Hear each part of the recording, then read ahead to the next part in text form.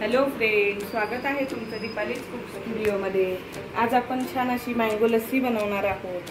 Mango lassi बनवण्यासाठी बघा, एक मँगो घेतलेला आहे, छान असा हा हापूस आंबा आहे, काजू बदाम घेतलेत कट करून, साखर घेतलेली आहे आणि एक वाटी दही घेतलेला आहे। चला आता लस्सी बनवायला सुरुवात करू।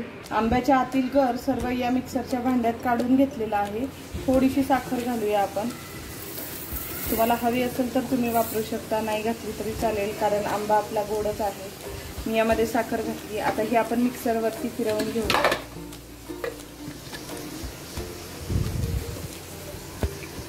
मिक्सरच्या भांड्यामध्ये आंब्याचा जो गर आहे साखर टाकून छान असा तयार करून घेतला। आता यामध्ये दही घालायचं आपल्याला एक वाटी।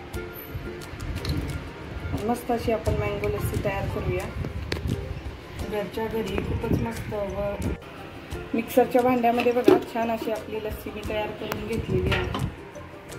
एकदम मस्त अशी आपली मँगो लस्सी तयार झाली। आता आपण एका ग्लासमध्ये काढून घेऊया। इथे हा ग्लास घेतलेला आहे, यामध्ये आता आपण लस्सी ओतून घेऊ। मस्त अशी मँगो लस्सी बघा, किती छान अशी लस्सी आपली तयार झालेली आहे।